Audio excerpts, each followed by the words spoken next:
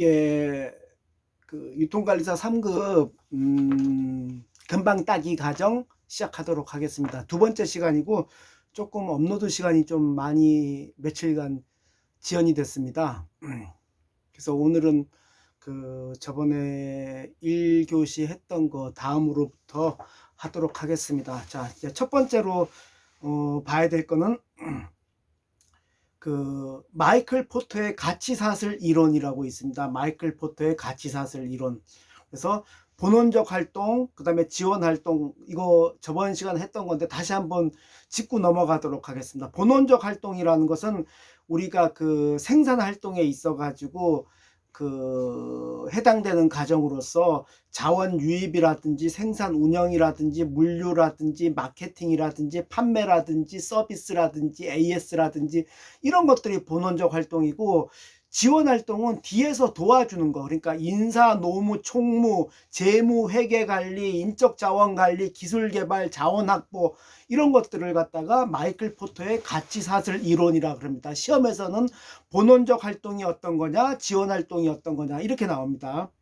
자, 그 다음에 SCM, Supply Chain Management, Supply Chain Management로서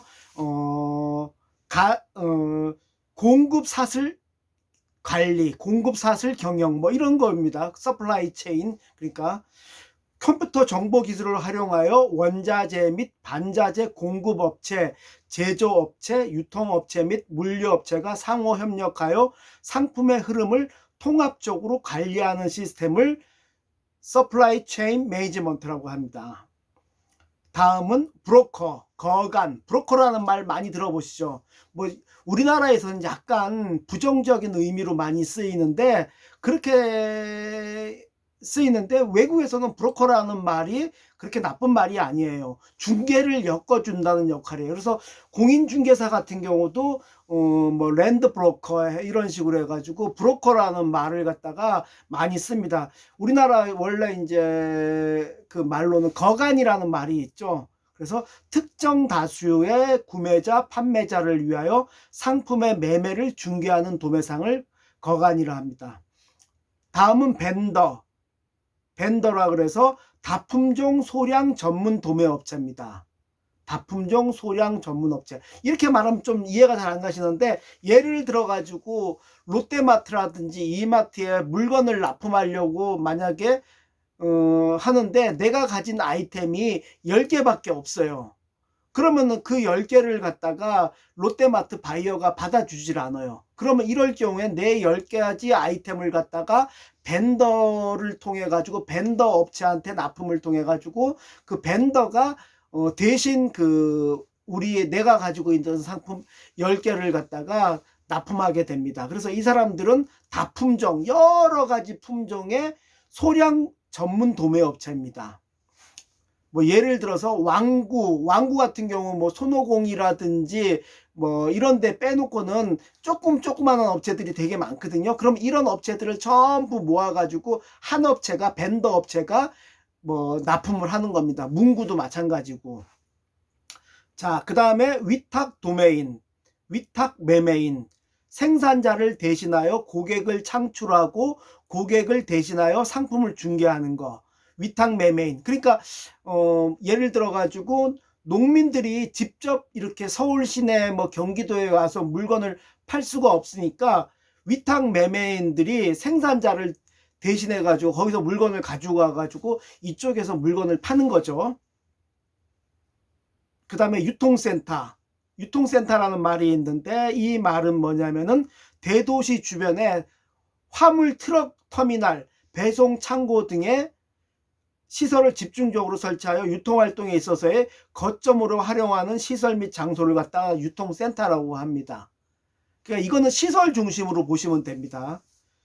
자, 다음에 시험에 잘 나오는 거, 편의점 설립의 기본 조건. 우리 옆에 많이 있죠. CU라든지 GS25라든지 그 다음에 세븐일레븐이라든지 이럴 때를 그 편의점을 갖다가 설립할 때 기본 조건이 뭐냐? 첫 번째가 입지의 편의성. 우리가 쉽게 먼저 그 편의점에 갈 수 있어야 돼요. 그래서 편의점의 또 다른 말은 뭐냐면은 우리 집에 냉장고를 대신한다. 우리 집에 부엌을 대신한다. 그래서 편의점이거든요. 그래서 입지적으로 가까운 데 있어야 돼요. 입지의 편의성. 그래서 편의점이에요. 그 다음에 시간상의 편의성. 시간적으로 5분 이내라든지 빨리 갔다 와야 돼요. 내가 술 먹다가 맥주 먹다가 맥주가 하나 더 필요해. 맥주 그거 하나 더 사려고 30분 가면 그 편의점이에요? 그 편의점 아니라고. 그거는 마트 뭐 이런 거겠죠. 자, 상품 구색상의 편의성. 보통 편의점에 2,500개 내지 3,000개 정도의 어떤 상품 가짓수가 있어요. 그걸 이제 SKU라 그러는데 스토어 키핑 유니트라 그럽니다. 그 2,500개에서 3,000개 물건이 있죠. 뭐 저기 공산품부터 시작해서 라면, 과자, 음료, 주류, 담배, 잡화, 여성 생리용품, 뭐 여성 뭐 화장품 이런 것부터 시작해서 휴지 뭐 여러 가지 것들이 있습니다. 그래서 이런 여러 가지 것들이 있어가지고 상품 구색상의 편의성이 있다고 하는 겁니다. 다음은 소인원 관리. 편의점에 사람 많은 필요 없지 않습니까? 한 사람만 있어도 돼요. 그리고 요새 트렌드적으로 사람이 없는 편의점들도 점점점 생겨나고 있어요. 물론 그게 편의점이랑 비슷한 형태이긴 하지만은 또 그거는 또 약간은 편의점이랑 또 다른 뭐 그런 것들이 있더라고요. 근데 편의점이 요즘에 무인 편의점들이 있긴 있어요. 그 다음에 우호적인 서비스. 우호적인 서비스라는 건 고객이랑 친하게 지낸다는 거예요. 고객이랑. 가까이에 있다 보니까. 그래서 어떤 편의점 같은 경우는 고객이 좋아하는 기호를 정확하게 알아요. 그래서 아침마다 오는 어떤 고객을 위해서 그 고객이 들어서자마자 그 고객이 좋아하는 담배를 미리 딱 준비를 하고 있는 거죠. 예, 그런 거고요. 이게 우호적인 서비스예요. 자, 그 다음에 편의점의 경영 전략, 다점포화. 점포 수가 많아야 돼요. 그래서 막 500점포, 1000점포 이상 많아야 되고요. 그 다음에 전략적 제휴를 확대해야 돼요. 그래서 이거는 뭐 택배 회사하고 전략적 제휴를 한다든지 이런 것들도 있고요. 가격 경쟁의 감소. 편의점 같은 경우는 정가 그대로 다 받아요. 가격은 의미가 없고 가격보다는 고객한테 편리성을 갖다가 강조하는 게 편의점입니다. 그 다음에 택배 거점화. 택배를 갖다 요즘에 그쪽으로 편의점 반값 택배 있지 않습니까? 이런 것들 많이 하고 있습니다. 그래서 이런 것들이 있고요. 그 다음에 나오는 게 중요한 단어가 Everyday Low Price, EDLP 전략이라는 거죠. 매일매일 새로운 가격 해가지고 여기에는 어떤 내용들이 있냐면은 광고비 절약하는 내용, 가격 경쟁 감소, 재고 관리의 개선 해가지고 EDLP. 이거 이제 만들어내는 회사는 원래 미국의 월마트라는 회사예요. 월마트라는 회사인데 뭐 결국 우리나라에 들어왔다가 결국은 이제 이마트에 밀려가지고 롯데마트에 밀려가지고 결국은 나가게 됐죠. 자기네들이 원래 월마트 같은 경우는 자기네들이 원하는 컨셉으로 그대로 왔는데 우리나라 실정에는 그게 맞지가 않다 보니까 나가게 됐어요. 그래서 우리나라에 현재 들어와 있는 거는 어떻게 보면은 코스트코밖에 아직까지 안 남아 있죠. 다른 건 다 갔었죠. 옛날에 한때 월마트, 까르푸, 그 다음에 프라이스 클럽. 물론 뭐 프라이스 클럽 같은 경우는 지금 이름이 코스트코로 바뀌어가지고 뭐 운영은 하고는 있지만 프라이스 클럽하고 코스트코는 다른 회사입니다. 거기서 주장하는 게 EDLP입니다. Everyday Low Price. 자, 그 다음에 소비자에 대한 소매업의 역할. 고객들에 대한 소매업의 역할은 올바른 상품을 제공하는 역할. 올바른 상품, 좋은 상품을 제공하는 역할. 그 다음에 두 번째는 적절한 상품의 구색을 갖추는 역할. 편의점에서 구색을 많이 갖추고 있죠. 이렇게. 그 다음에 상품의 정보, 유행, 생활 정보를 제공하는 역할. 편의점에서 그런 역할들을 많이 하고 있지 않습니까? 그 다음에 상품의 장소를 제공하는 역할. 우리 집 가까이 근처에 있는 마트라든지 편의점, 이런 소매업들의 어떤 중요한 역할이죠, 이것도요. 그 다음에 쇼핑의 즐거움을 제공하는 역할. 소주 한 병 사면서, 막걸리 한 병 사면서, 담배 사면서, 물 사면서, 맛있는 과자 사면서 쇼핑의 즐거움을 느끼고 있습니다. 소매업이 바로 옆에 우리에 있기 때문에. 쇼핑의 편의를 제공하는 역할. 쇼핑의 편의, 여러 가지 물건들이 많이 이렇게 있으니까 그런 물건들이 막 따로따로 떨어져 있고, 이 물건 살 때는 여기 가야 되고 저 물건 살 때는 저기 가야 되고, 원스톱 쇼핑이 안 되면 되게 불편하지 않습니까? 그러니까 이런 것들이 있어요. 자, 그 다음에 다음 중요한 거는 소매 기업이 제조업자 및 생산자를 위해 수행하는 기능. 소매 기업이 소비자를 위해서 좋게 해주는 기능도 있지만은, 생산자라든지 이런 어떤 그 제조업자들을 위해서 잘해주는 역할도 있어요. 생산자를 위해 수행하는 기능이 있는데, 첫 번째가 고객 서비스 대행 기능입니다. 제조업체가 제공할 고객 서비스를 소매업이 대행하는 거예요. 원래는 제조업체가 물건 팔아야 돼요. 물건 팔고 뭐 이렇게 서비스 받아야 되는데, 그건 소매상들이 반품도 다 받아주고 물건도 팔아주고 이런 좋은 역할들을 한다는 거죠. 그 다음에 재고 유지 기능.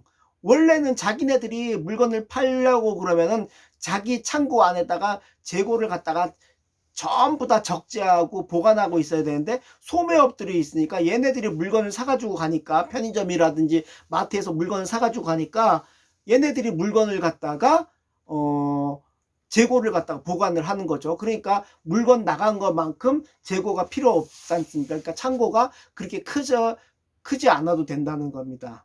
자, 그 다음에 소매업과 도매업의 구분. 참, 소매 기업이 제조업자 및 소매 생산자를 수행하는 기능, 정보 제공 기능이 있습니다. 정보 제공 기능. 소비자 정보를 갖다가 생산자에게 제공하는 거예요.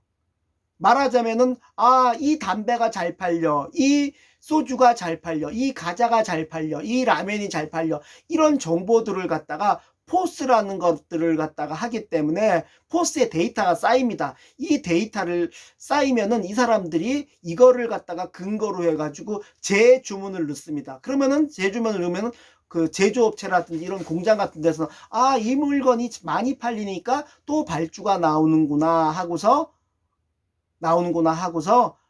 주문을 하게 됩니다. 그래서 이거를 갖다가 말하는 게 정보 제공 기능, 그 다음에 시장 확대 기능, 생산자를 위해서 고객을 창출을 합니다. 새로운 고객을 갖다가. 생산자가 해야 될 일을 이 사람들이 대신 하는 거죠. 뭐 예를 들면은 편의점에서 이 따뜻한 호빵 있어요 하고서 POP 같은 걸 붙여놓으면 사람들이 관심을 가지고 호빵을 사 먹습니다. 이런 기능을 갖다가 시장 확대 기능입니다. 자, 그 다음에 중요한 거, 소매업과 도매업을 구분을 어떻게 할 것인가? 아주 쉽습니다. 소매업이라는 거는 최종 소비자들에게 제품이나 서비스를 갖다가 판매하는 유통업. 그러니까 말하자면은 우리 옆에 있는, 내가 가서 직접 물건을 사는 거기를 소매업이라 그러는 거예요. 그러니까 말하자면 CU라든지 다이소라든지 뭐 이런 데가 소매업인 거죠. 그 다음에 롯데마트, 이마트, 그 다음에 뭐 이런 데가 다 전부 소매업이죠. 그 다음에 도매업은 반대로 소매업. 그러니까 CU 주인한테 물건 파는 사람들, 소매업에 물건 파는 사람들. 그러니까 도매업자가 소매업자한테 물건을 파는 거예요. 그죠? 그 슈퍼 주인들한테 물건 파는 거. 이런 걸 도매업이라고 합니다. 다음은 도매업의 본원적 기능이 있습니다. 도매업의 본원적 기능은 도매업 재고 유지 기능. 이 사람들이 생산자로부터 물건을 가져와서 자기네들이 소매업에 팔아야 되기 때문에 재고를 많이 가지고 있어요. 그 다음에 두 번째는 기술 지원. 이 사람들한테 물건 팔 때는 이렇게 팔아야 된다 하고서 기술을 갖다가 알려주고요. 그 다음에 신용 및 금융을 진흥해 줍니다. 소매업자들이 나 지금 돈 없으니까 내가 이거 물건 팔아서 너한테 돈 줄게 하고서 뭐 예를 들어 가지고 한 달 뒤에 돈 줄게 하는 것들을 갖다가 요런 게 신용 및 금융 지원 기능입니다. 넘어가겠습니다. 그 다음에 소매 아코디언 이론이 있습니다. 소매 아코디언 이론. 소매점, 그러니까 CU 이런데 뭐 이런데 다이소 같은 데는 다양한 상품 구색을 갖춘 점포로 시작하여 시간이 경과함에 따라 시간이 지나감에 따라 점차 전문화된 한정된 상품 계열을 취급하는 소매점 형태로 진화하며 이는 다시 다양하고 전문적인 제품 계열로 취급하는 소매점으로 진화해 간다는 이론입니다. 이거는 이제 뭐 지금 프랜차이저 같은 경우는 관계없고 뭐 이런 겁니다. 내가 이제 어떤 물건을 팔고 있었는데 손님들이 와가지고 이제 뭐 동네 구멍가게예요. 동네 구멍가게인데 와가지고 손님들이 이 물건 없어요? 그러면 거기 사장님이 이 물건도 필요하네. 핸드폰 잭이 필요하네. 그럼 핸드폰 잭도 들여와요. 그러다 보면 여러 가지 필요한 물건들이 계속 들여오다 보면은 물건들이 계속 많아져요. 근데 하다가 보니까 그게 그만큼 물건 들어와도 장사가 잘 안 돼요. 그만큼 재고만 쌓이고. 그러다 보면 이 주인이 필요 없는 물건들은 또 안 팔게 돼요. 그래서 물건 수가 늘어났다 줄어들었다 이렇게 하는 것들이 소매 아코디언 이론입니다. 올라갔다 내려갔다 올라갔다 내려갔다 하는 이론. 이런 이론적인 부분들은 시험에 잘 나와요. 그 다음에 소매 수레바퀴 이론. 혁신적인 소매상은 항상 기존 소매상보다 저가격, 저이윤 및 저서비스라는 가격 초구 방법으로 신규 진입하여 기존 업체의 고가격, 고마진, 고서비스와 경쟁하면서 점차 기존 소매상을 대처한다는 이론. 이거는 뭐냐면은 지금 어떠한 물건들이 막 팔리고 있어요. 이런 와이셔츠 같은 걸 팔리고 있는데 어떤 사람들은 10만 원에 팔리고 있어. 근데 내가 이 사람들을 이기려고 그러면 온라인 시장에 다시 진입하려고 그러면 내가 99,000원, 98,000원에 이 물건을 팔아야 됩니다. 그렇겠죠? 그러면은 이게 그 원래 있던 사람들보다 저가격, 저이윤, 저서비스라는 이렇게 이제 가면서 기존 소매상들한테 경쟁력을 가지고 대항할 수 있게끔 만들어주고 그런 사람들을 이길 수 있는 이런 기존 소매상을 대체한다는 이론을 갖다가 소매 수레바퀴 이론이라는 거예요. 그 사람이 이렇게 있다가 내가 들어가서 다시 하고 나보다 더 싼 애들이 오면은 내가 또 그 자리를 비켜주고 하면서 이렇게 돌아간다는 소매 수레바퀴 이론이에요. 자, 그 다음에 하이테크형 소매 업태. 하이테크형 소매, 높은 테크놀로지, 그러니까 뭐 높은 기술이라는 거겠죠. 이런 소매 업태에는 그러니까 어떤 게 있냐면은 진열, 보관, 노하우를 바탕으로 상대적으로 낮은 마진과 대량 구매 위주의 셀프 서비스, 즉 저수익률, 고회전율 전략으로 이마트나 롯데마트가 이에 속한다. 그러니까 어떻게 보면 유통업의 끝판왕이라고 볼 수가 있는 거죠. 끝판왕. 그래서 저수익률, 마진은 적어. 하지만 많이 팔아가지고 많이 팔아. 고회전율 이렇게 해가지고 이익을 갖다가 많이 챙긴다는 거예요. 그래서 이마트나 롯데마트가 있는데 요즘에는 이거는 이제 오프라인인데 이것도 점차 트렌드적으로 이마트나 롯데마트도 지금은 슬슬 져가고 있어요. 점점. 누가 커요? 요즘엔 무조건 쿠팡이죠. 쿠팡. 오픈마켓들이 전부 다 그 득세지 않습니까? 그래서 아침에 아파트 현관에 나가다 보면 그냥 아침에 그냥 쿠팡 물건 뭐 마켓컬리 제품들이 쫙 있잖아요. 그래서 롯데마트나 이마트 같은 애들도 제일 지금 물론 쇼핑몰들이 있고 오픈마켓이 있지만은 쿠팡을 대적할 것이 지금 없어요. 지금 걔네들이 제일 부러워하는 거죠. 지금. 자, 그 다음에 하이터치형 소매업태. 하이터치형이라 소매업태라는 거는 뭐냐면은 높게 터치 막 건드린다는 거예요. 터치 소매업태. 그래서 제한된 제품 라인과 특정 제품에 강하게 초점을 맞춘 제품 구색이 특징으로 흔히 카테고리 킬러라고 한다. 카테고리 킬러. 그러니까 이거는 뭐냐면은 이마트, 롯데마트 같은 게 아니라 특정 제품에 강하게 제품 구색을 갖다가 많이 가지고 있는 거예요. 그래서 하이마트, 그 다음에 토이저러스 이것처럼 카테고리 킬러, 그런 어떤 전문점 형태의 어떤 이런 업태를 갖다가 하이테크형, 아니 하이터치형 소매 업태라 그러는 거예요. 하이터치형. 거기에 가면은 물건들의 어떤 깊이가 더 깊숙하게 많이 있다는 거죠. 예를 들어서 롯데마트에 가보면 세탁기가 4종류밖에 없는데 하이마트에 가면은 세탁기가 한 20개 이상은 있어요. 그래서 이건 하이터치, 여러 물건 가짓수가 종류가 훨씬 더 많다는 거, 이걸 그래서 하이터치형 소매 업태라고 그럽니다. 자, 그 다음에 단어는 카테고리 킬러.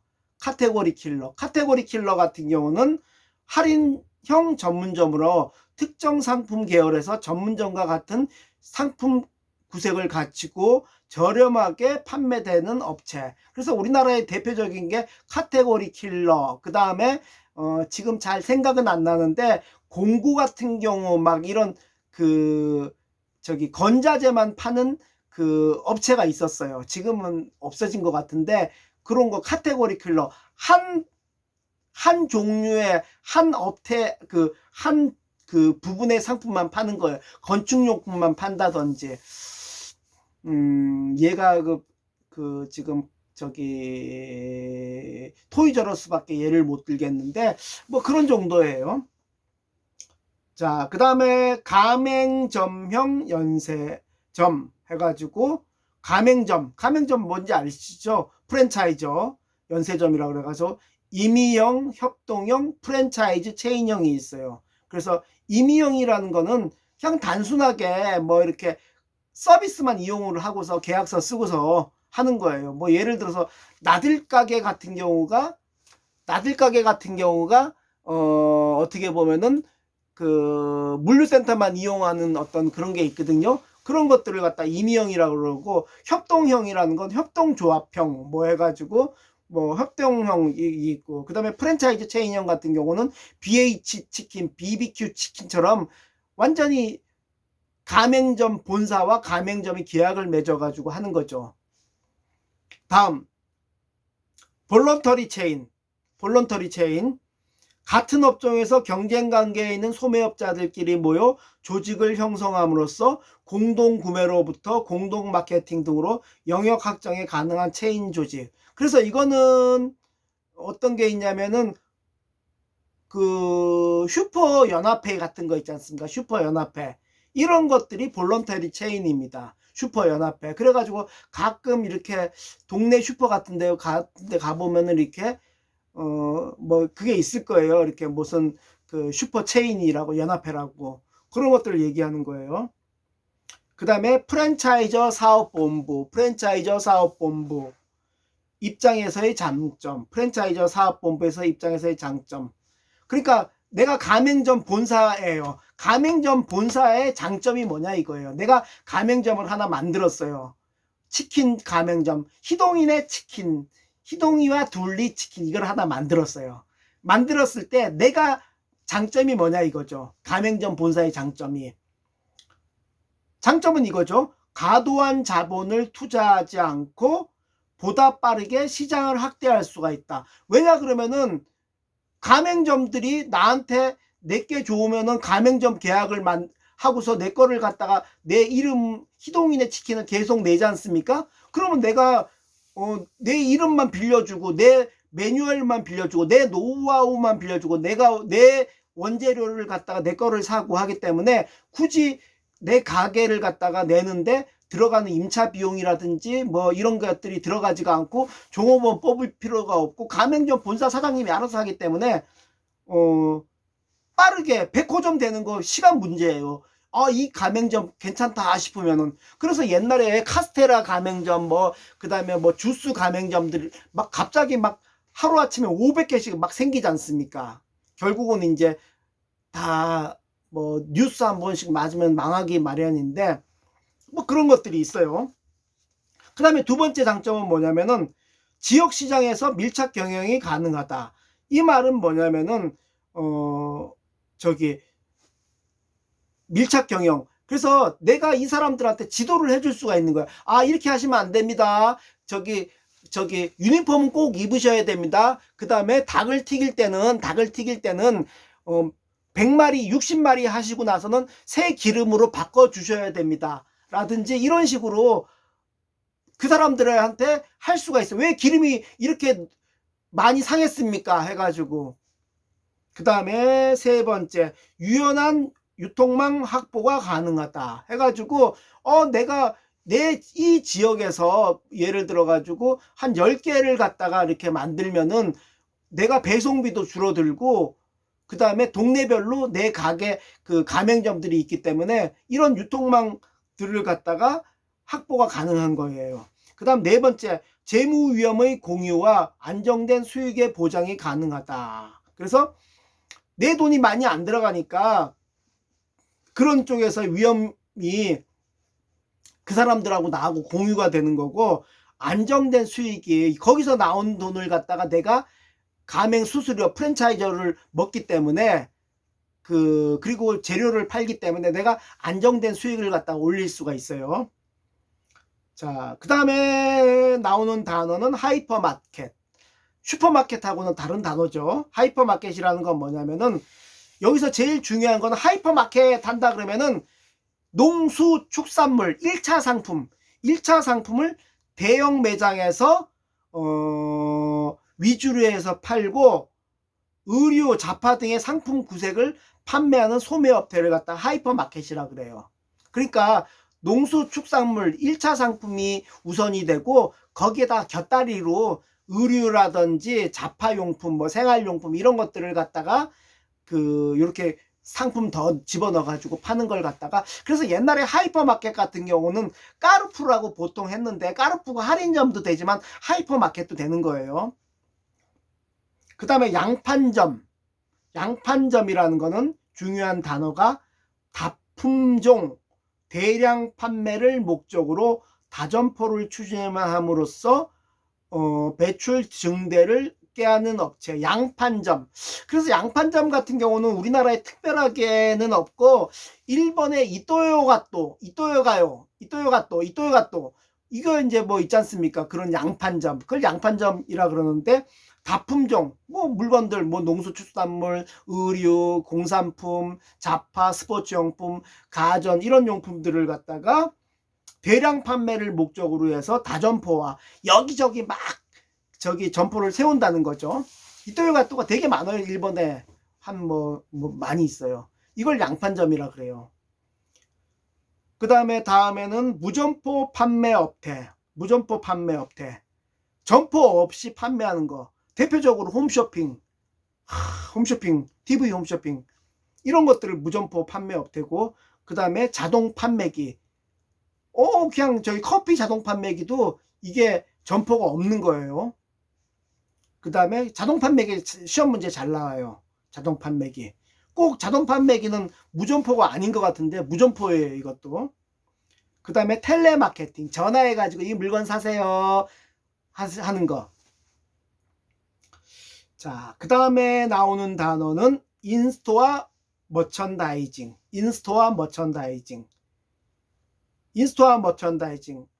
시장의 요구와 일치하는 상품 및 상품 구성을 가장 효과적이고 효율적인 방법으로 소비자에게 제시하는 것. 인스토어 머천다이징. 인스토어 프로모션, ISP라고도 해요. ISP, 인스토어 프로모션, 인스토어 머천다이징 뭐 하는데, 결국은 뭐냐면은 새로운 신라면 블랙이 나왔어. 그러면 엔드캡에다가 잘 보이는 데다가 물건을 갖다가 매시브하게 쌓아놓고 하는 거. 이게 인스토어 프로모션, 인스토어 머천다이징이에요. 그런 물건들 많이 쌓아놓고, 만약에 제철 과일이다 그러면 요즘에 논산 딸기가 좋다 그러면 논산 딸기를 갖다가 점두 입구에 물건을 엄청나게 진열을 해놓고서 그 물건을 갖다가 고객들이 호기심을 가지고 싸네 5,000원 한 팩에, 그럼 물건 팔도록 이렇게 진열하고 POP 만들어주고 하는 걸 인스토어 머천다이징, 인스토어 프로모션, ISP라고 보통 그렇게 얘기를 합니다. 그 다음에 마이크로 머천다이징. 마이크로는 되게 적다는 거죠. 마이크로 머천다이징은 MD라고 보통 얘기를 하죠. 그래서 고객을 만족시키기 위하여 필요한 점퍼 특유의 제품 믹스를 계획하고 수립하여 배달하는 과정을 말하며 레이저빔 소매업이라고도 한다. 그래서 이거는 그 물건을 하나하나를 갖다 팔기 위해 가지고 세세한 부분, 그 조그만한 부분들까지 신경을 많이 써가지고 마케팅을 한다. 이런 것들을 갖다가 레이저빔 소매업, 마이크로 머천다이징이라고 한다.